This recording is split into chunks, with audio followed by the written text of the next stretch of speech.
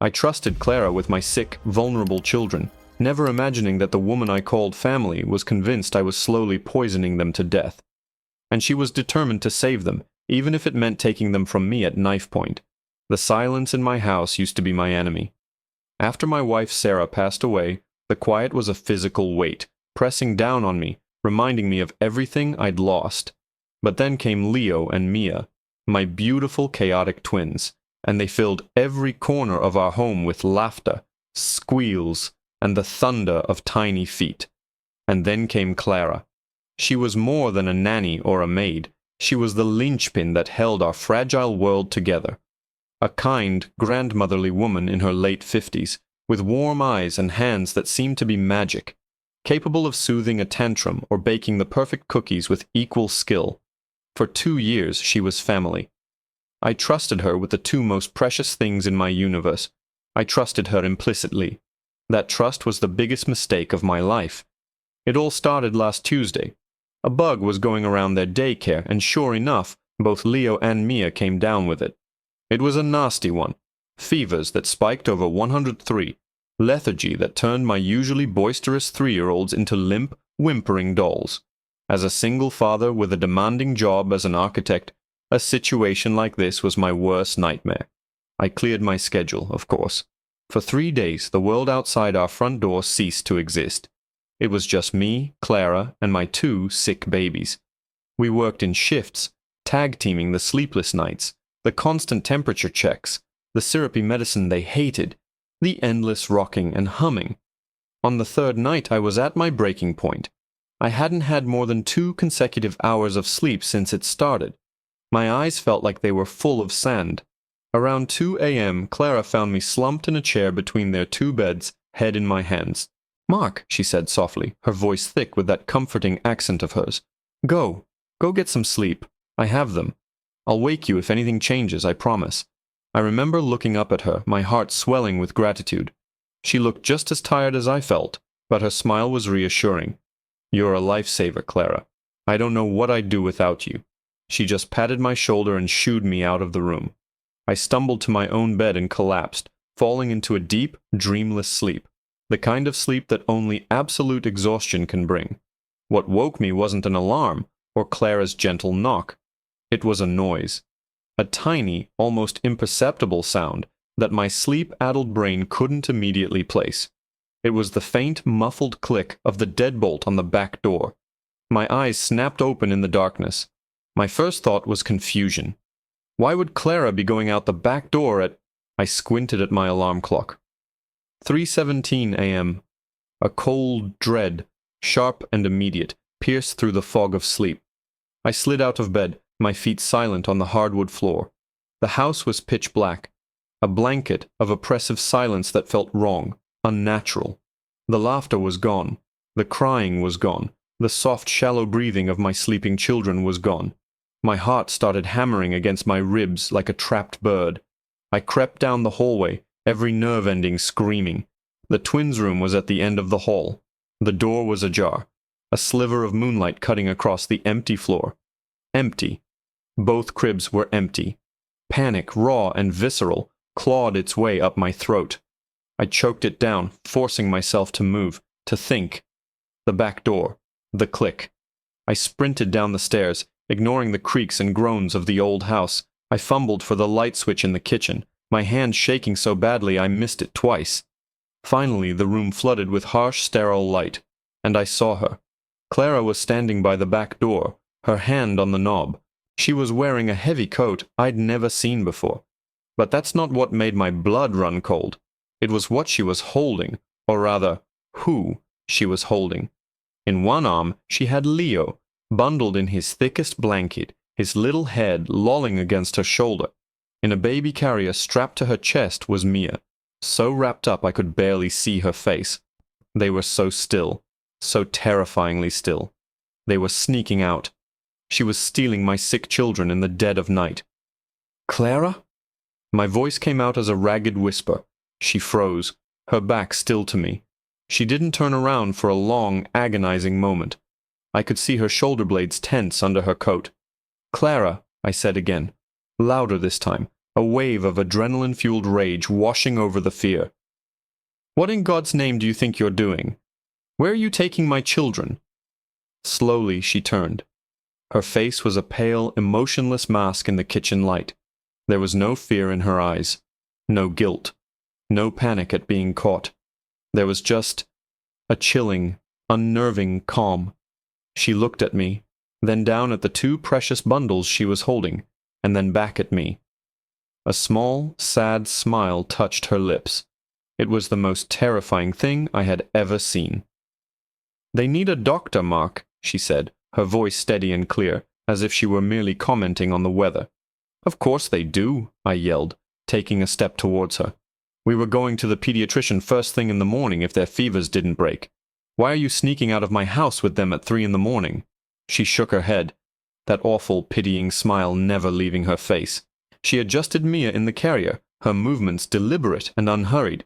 "No, Mark," she said, her voice dropping to a conspiratorial whisper that echoed in the silent kitchen. "You don't understand. I'm not taking them to a pediatrician. I'm taking them to a real doctor, because you're trying to kill them." A T. The words hung in the sterile kitchen air, nonsensical and monstrous. "You're trying to kill them." For a second, my brain refused to compute. It was like she'd started speaking in a language I didn't understand. This was Clara, kind, gentle Clara, who read "Good Night Moon" with the perfect soothing cadence and always saved the corner brownie for me. The woman standing before me, her eyes glinting with a cold, righteous fire, was a stranger. An absolute stranger, wearing her face. What are you talking about?" I stammered, my voice cracking. The rage that had momentarily surged was replaced by a chilling bewilderment. "Are you insane? Give me my children. Now!" I took another step forward, my hands outstretched, palms open in what I hoped was a non-threatening gesture. My only focus was the two small blanketed forms she clutched to her body. Leo let out a soft, congested cough in his sleep, and the sound was like a key, turning a lock in my chest, unleashing a fresh wave of primal terror. She sidestepped me with a surprising agility, moving towards the kitchen island, putting it between us. She held the children like a shield. "Don't come any closer, Mark. I don't want to hurt you, but I will not let you hurt them anymore." "Hurt them?" The words exploded out of me, a raw, incredulous shout that bounced off the cold tile. "I'm trying to save them. They're sick, Clara. They have a fever of 103. What you're doing is kidnapping." "I'm doing what their mother would have wanted," she said, her voice dangerously soft. "She would have never let you give them that poison." "Poison?" I stared at her, my mind reeling, desperately trying to find a foothold of logic in her madness. "What poison? I gave them children's Tylenol. The doctor told me to. It's medicine." A flicker of something disgust, maybe, or pity crossed her face. "You call it medicine. I know what it really is. I've seen the articles. I've watched the videos. You think I'm a foolish old woman who doesn't know how to use the internet? It weakens them. It shuts down their natural defenses. It makes them receptive. You've been slowly poisoning them for 3 days, every 4 hours, just like the clock." She gestured with her head towards the digital clock on the microwave. Its green numbers glowed. 3:21 a.m. Another dose was due in an hour, wasn't it? I couldn't let that happen. I felt the floor tilt beneath my feet. This wasn't a misunderstanding. This wasn't a momentary lapse. This was a deep, horrifying delusion. She was a conspiracy theorist. One of those people you see screaming on the internet, but this one was in my kitchen, holding my children, her eyes filled with the terrifying certainty of the truly convinced. "Clara, please," I begged, my voice breaking. I tried to change tactics, to appeal to the woman I thought I knew. "Listen to me. You're not well. You're tired. We're all tired. Let's put the babies back in their cribs. We can talk about this. I'll make some tea." I started to inch around the island, slowly, carefully, as if approaching a spooked animal. Her eyes narrowed. "You think I'm stupid. You think you can trick me." She hitched Leo higher on her shoulder and began to back away towards the door again. "The doctor I'm taking them to, he understands these things. He knows how to flush the poisons out. He'll save them. He'll save them from you." "No." The word was torn from my throat. I lunged, not at her, but for the deadbolt on the door, slamming it home with a heavy, satisfying thud. I turned and braced myself against the door, my arms spread wide. My heart was a wild drum against my ribs. "You are not leaving this house." For the first time, a flicker of frustration crossed her calm facade. She was trapped. She looked from me to the door, her mind clearly working. I thought I had her.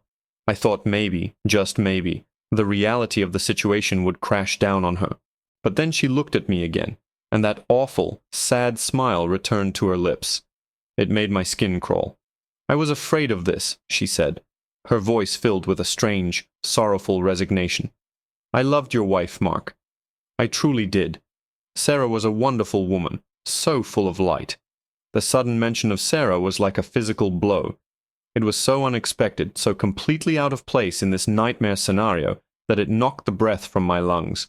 What does Sarah have to do with any of this? Clara's eyes held mine.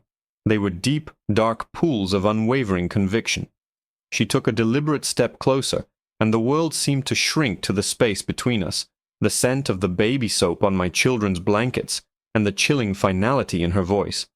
She was sick, too, wasn't she? Right before the end. It started just like this, a fever that wouldn't break, and you were so diligent with her medicine. She practically spat the word. "You did the same thing to her, Mark, but I was just the cleaning lady then. I didn't see the whole picture. This time, I'm not going to stand by and let you finish the job." The accusation hit me with the force of a physical impact. It wasn't just insane. It was a desecration. She was twisting the most painful memory of my life, the helpless, agonizing days I spent by Sarah's bedside as a sudden, aggressive infection took her from me, and she was turning it into a weapon. She was painting me as a monster, not just in the present, but in the past. My grief, my love, my desperate attempts to save my wife, she was rewriting it all into a narrative of murder. "You're sick," I breathed, the words catching in my throat. The room felt hot, claustrophobic. "You are a sick, twisted woman. Sarah died of septic shock. We were in the best hospital in the state. There were dozens of doctors. Doctors who are all part of the same system." She cut me off, her voice gaining a feverish intensity. "They pump you full of chemicals. They suppress the body's God-given ability to heal itself, and they call it medicine. I saw the bottles by her bed. I saw what you gave her. And now you're doing it to her babies." Her legacy. Her gaze was fanatical, burning with the light of a zealot. She truly believed it. In her warped reality, she wasn't a kidnapper. She was a savior on a holy mission. My mind raced, scrambling for a way out. I was blocking the back door, but the front door was just down the hall. My phone. My phone was on the nightstand in my bedroom. If I could just get to it, I could call the police. But I couldn't leave her alone with them. I couldn't risk her barricading herself in a room or finding another way out. I was trapped here with her, in this surreal standoff in my own kitchen. "Clara, think about what you're saying," I pleaded, trying to keep my voice even, trying to project a calm I was nowhere near feeling. "This is crazy. You know it is. You've known me for 2 years. You've seen me with them. You know I would die for them." "Love can be blind, Mark," she said softly, almost sympathetically. "You've been brainwashed by the system, just like so many others. You think you're doing what's best, but you're a puppet. I'm just cutting the strings." She shifted Leo in her arms, and he whimpered, a small, pained sound that tore through me. His skin looked pale and clammy, even in the harsh kitchen light. He needed his medicine. He needed his father. He needed to be safe in his bed. An idea, desperate and risky, sparked in my mind. Her delusion was the key. If I couldn't break through it with logic, maybe I could use it. "Okay," I said, letting my shoulders slump in feigned defeat. I ran a hand over my face, trying to look exhausted and broken. "Okay, you're right." Her eyes widened slightly, a flicker of surprise breaking through her righteous certainty. She hadn't expected me to capitulate. I didn't know," I continued, forcing a tremor into my voice. "The doctors, Sarah's doctors, they all said it was the only way. I just trusted them. I'm so stupid. I let my gaze drop to the floor, as if overwhelmed with shame and regret. You're right. I've been poisoning them. Oh God, what have I done? She watched me, her expression cautious, calculating. She was trying to decide if it was a trick. I had to sell it. I looked up at her, letting tears well in my eyes. Please, Clara. You said you know a real doctor. Take me with you. Let me help you save them. I want to fix this. I want to make it right. For them. For Sarah. I saw the conflict warring in her face. The paranoid conspiracist was at war with the part of her that still saw me as the grieving husband, the loving father she'd worked for all this time. She wanted to believe me. Her narrative required a villain, but a repentant villain was even better. It validated her worldview completely. We have to hurry, she said finally, her voice still laced with suspicion, but yielding. Dr. Alistair doesn't see people this late. I had to persuade him. His clinic is an hour away. Okay, I nodded, trying to keep the surge of relief from showing on my face. An hour. An hour in a car with her. It was a terrible risk, but it was better than letting her disappear into the night with my children. In a car, there were opportunities. Stoplights. Gas stations. Other people. Let me just get my keys and my wallet, and a jacket. I'll be right back. We can go out the front. I started to push myself off the door, moving slowly, deliberately. She hesitated, her eyes darting towards the hallway. No, you'll call the police. I won't, I swear, I insisted. My phone is upstairs. Just let me grab my keys from the hook by the door. Please, Clara, it's cold out. The kids need the car heater. I pointed to the key rack just inside the kitchen entryway, a few feet from where I stood. It was a gamble. It would mean taking my eyes off her for a split second. She considered it, then gave a sharp nod. Be quick. My heart hammered. This was it. I turned, took 2 steps toward the key rack, my back to her. My hand closed around the cool metal of my car keys. But as I turned back, my stomach plunged. She wasn't where I had left her. She had moved with silent speed, not towards the door, but towards the heavy butcher block island in the center of the room. And her free hand, the one that wasn't supporting Leo, was no longer empty. It was gripping the handle of the largest, sharpest knife we owned. She held it with an unnerving steadiness, the polished blade gleaming under the fluorescent lights. I'm sorry, Mark, she said, and her voice was filled with that same chilling, sorrowful pity. I do believe you're sorry, but I also know that old habits die hard. The system has its claws in you too deep. I can't risk you changing your mind on the way. I'll take your car. Don't try to follow me. The sight of that knife, long and menacing in her steady hand, shattered the last of my desperate hope for a peaceful resolution. This wasn't a debate anymore. This wasn't a negotiation. My children were being held hostage by a woman armed with a blade and a belief system more dangerous than any weapon. The image of Sarah, pale and fading in a hospital bed, flashed through my mind, and a different kind of strength, cold and resolute, flooded my veins. Clara had desecrated her memory. She would not take her children. Put the knife down, Clara, I said, my voice dropping to a low, dangerous tone I barely recognized as my own. I didn't move from my spot, keeping the distance between us. My keys were a heavy weight in my hand. You have crossed a line you can never come back from. She shook her head, the knife held firmly in front of her, a gleaming barrier. It's you who crossed the line, Mark. When you brought the poison into this house, Mia started to stir in the carrier, her small body shifting, and a soft, congested whimper escaped her lips. The sound was like a lit match to my frayed nerves. Okay, I said, raising my free hand slowly. Okay, you win. You can take the car. I held up the keys, dangling them from my finger. But the car seat bases are in my wife's old car, in the garage. The infant carriers won't be safe without them. You know that. It's the law. It was a lie. A complete fabrication. The bases were in my SUV, the one she intended to take. But it was a detail a panicked mind might overlook. A detail that played into her narrative of being the responsible, caring one. I was banking on her obsession with the children's safety, twisted as it was to be her undoing. Her eyes narrowed, considering. The garage. The garage was attached to the house, the door just off the kitchen. "Don't try anything," she warned, her voice tight. "I won't," I promised, my heart pounding a frantic rhythm against my ribs. "The garage door opener is on the keys. Just let me open the door for you. Then you can go. I won't stop you." I watched as she processed it. Going out the back door was no longer an option. I was still her main obstacle for the front door. The garage presented a third way out. She edged towards the interior garage door, the knife still pointed at me, her movements awkward as she tried to manage both children and the weapon.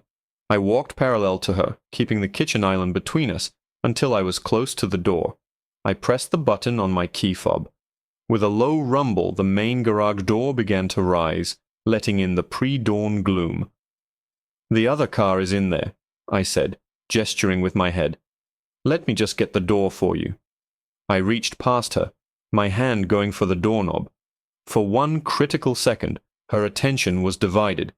She glanced towards the dark garage, towards the promise of escape, her grip on the knife momentarily easing as she shifted Mia's weight. It was the only chance I was going to get.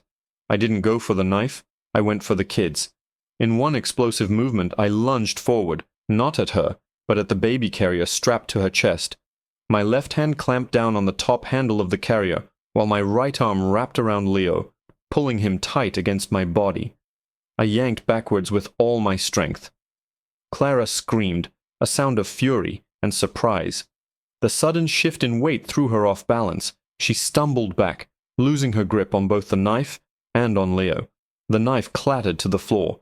I managed to wrench Leo from her grasp, tucking him securely against my chest as I scrambled backwards, putting distance between us. But she still had Mia. The carrier was still strapped to her body. She staggered but didn't fall, her hands flying up to clutch the carrier protectively. Her face was a mask of pure rage. The calm, deluded savior was gone, replaced by a cornered animal. "Give him back!" she shrieked, and she dove for the fallen knife. There was no time to think. I spun around, holding Leo tight, and sprinted. Not for the phone, not for the front door, but out into the cold, open garage. The concrete was icy beneath my bare feet. My SUV was parked on the right. Sarah's old sedan was on the left. The main garage door was now fully open, revealing the dark, silent street. Freedom was right there. I fumbled with the key fob, hitting the unlock button for my SUV. The lights flashed. I wrenched the back door open, my hands shaking uncontrollably. I didn't have time for the car seat. I laid a sleeping Leo gently across the back seat and slammed the door shut. As I turned, Clara was already in the garage, the knife back in her hand, Mia still strapped to her chest. She was coming for me. I scrambled into the driver's seat, slamming my own door and hitting the lock button. The locks clicked shut just as her hand grabbed the handle, rattling it uselessly. Her face appeared in my window, contorted with rage, her eyes wild. She started banging on the glass with the butt of the knife, screaming words I couldn't hear through the thick glass. Mia was crying now, a full-throated, terrified wail, her tiny face visible over Clara's shoulder. My hand was on the ignition button, but I paused. Mia. I couldn't leave Mia. I looked from Clara's furious face to my daughter, trapped with this mad woman. Then my eyes fell on the second remote on my keychain, the one for the main garage door. Without a second thought, I pressed it. The heavy door started its slow, grinding descent. Clara's head snapped up. Panic flashed across her face as she realized what was happening. Her escape route was closing. She had a choice: stay and fight me for Leo, or get out with Mia. She chose Mia. She turned and ran, half stumbling, out of the garage, the crying infant bouncing in the carrier. She cleared the door just as it rumbled shut, sealing me inside with Leo, and leaving her outside in the dark with my daughter. For a moment I just sat there, my breath coming in ragged gasps, the only sounds the humming of the garage door motor and Leo's soft breathing from the back seat. Then the engine roared to life. Headlights flashed across the closed garage door. It was Sarah's sedan. I had left the keys in the ignition. It was an old habit, one I had never broken. In her madness, Clara had forgotten my lie about the car seats. She was escaping. She was taking my daughter. I didn't hesitate. I rammed the gear shift into reverse. The SUV lurched backwards. There was a sickening crunch of metal as I plowed straight through the flimsy aluminum of the garage door, bursting out into my own driveway. I saw her. just pulling away from the curb. I floored it. I didn't know where her real doctor was, but I knew she wasn't going to get there. I stayed on her tail, my phone finally in my hand, dialing 911, my voice clear and steady as I told the dispatcher exactly where we were, what she was driving, and that she had my sick child. I followed the taillights through the sleeping suburban streets, a desperate protective shadow. They caught her less than 10 minutes later, pulling her over on the entrance ramp to the freeway. I watched from a distance as they surrounded the car, as they carefully took a crying Mia from her arms and brought her to me. Holding both my children safe and warm in the back of a police car, the nightmare finally ended. Clara is now in a secure psychiatric facility. The online rabbit hole she'd fallen down had consumed her, twisting her love and grief into a monstrous delusion. The twins recovered fully within a few days. The silence in my house is different now. It's no longer an enemy. It's a peaceful, precious thing, a quiet space filled not with loss, but with the soft, steady breathing of my 2 children, safe in their beds. I learned that day that the greatest monsters aren't strangers who break in through your window. They're the ones you invite in through the front door, the ones you trust with everything you have. And they wear the kindest faces,